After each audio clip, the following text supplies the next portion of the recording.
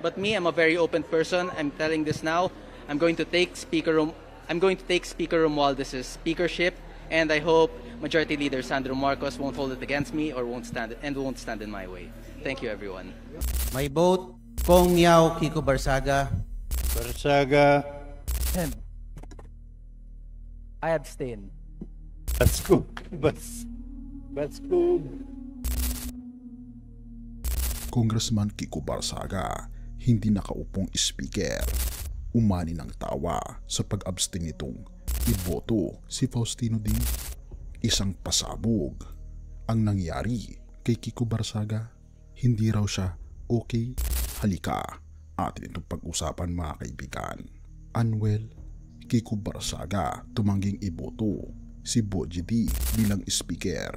Umani ng tawa at intriga. May mga araw na tahimik lang ang batasan, pero may mga araw na parang teleserye. At nitong linggo nagulat ang lahat, hindi dahil sa bagong panukalang batas kundi dahil sa isang eksenang hindi inaasahan. Bumoto ang Kamara para kay Faustino Boji D. Jr. bilang Speaker ng House of Representatives. Halos majority ang sumang-ayon, pero ang ilan ay nag-abstain at isa na dito ang nagdeklara na siya raw ay uupo na House Speaker. Tila isang scripted drama pero hindi. Habang bumibilang ng boto, tumayo si Representative Francisco Kiko Barsaga Jr. at biglang nag-abstain. Barsaga. Him. I abstain. Pero hindi pa doon natatapos. Siya ay umani ng katatawanan. Basko. Basko.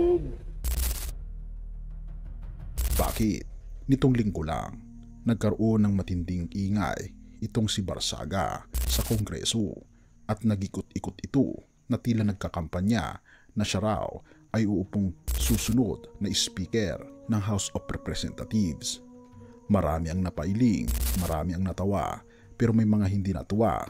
Ayon kay Deputy Speaker Ronaldo Puno, hindi na ito bago. Barsaga daw ay may track record ng pagpopost ng lewd pictures pambabastos sa opisina ni Sandro Marcos para mangampanya laban kay Speaker Romualdez at pagbitaw ng mabibigat na akusasyon na wala namang ebidensya.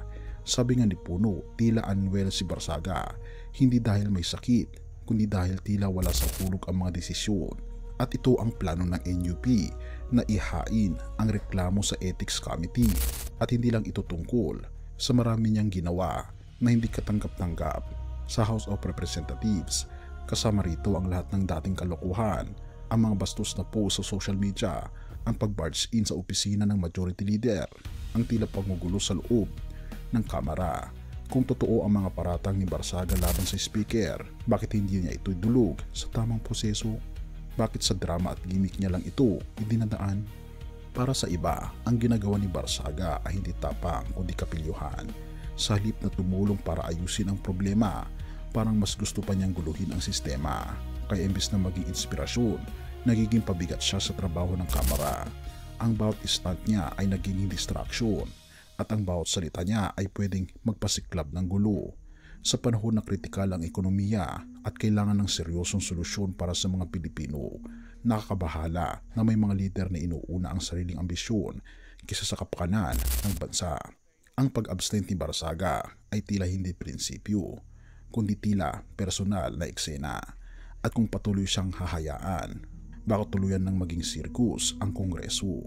Hindi ito tungkol sa pagiging bata ni Barsaga, hindi rin ito tungkol sa pagiging different. Ito ay tungkol sa pagiging responsable na malinaw na hindi pa niya kayang panindigan. Kung gusto niya maging speaker, patunayan niya muna na kaya niya maging seryoso. Dahil sa ngayon, ang tanging napapatunayan niya ay kaya niya maging laman ng intriga. Sa gitna ng kaguluhan, mapapaisip ka, ano ba talaga ang pamumuno? Sabi sa Biblia, do nothing out of selfish ambition or vain conceit. Rather, in humility, value others above yourselves. Philippians 2 verse 3. Ito ang pamumuno na turo ng ating Panginoong Hesus, hindi para sa sariling kapangyarihan, kundi para sa paglilingkod.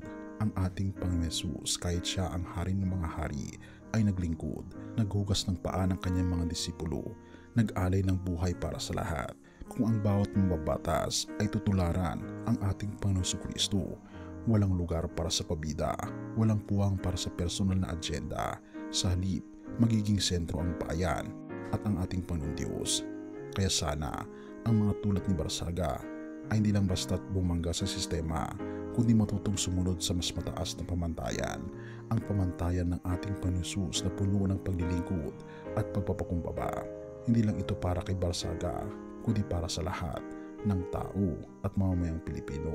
Kaya nga naman kaibigan, ang tunay na lider at modelo ay dapat sa pamantayan ng halimbawa lamang ng ating Panginoon Kristo. Siya lamang ang dapat nating sundin. Purihin ang ating Panginoon Diyos at tayo manalangin.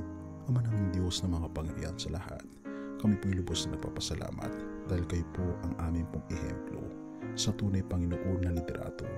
Turuan niyo po kami Panginoon na maging katulad po ninyo na wala pong tinatangi at gayon din Panginoon na makita po namin ng ibang tao ay masigit kaysa sa amin, sapagkat ang tunay na paglilingkod ay may puso ng tunay na pag-ibig ng katulad ng aming Panginoon Kristo. Pinupuri po namin kayo at pinapasalamatan o aming Panginoon Diyos at patnubahan niyo po ang bawat isa. Patnubahan niyo po si Congressman Kiko Barsaga at lahat Panginoon ng mga namumuno sa amin.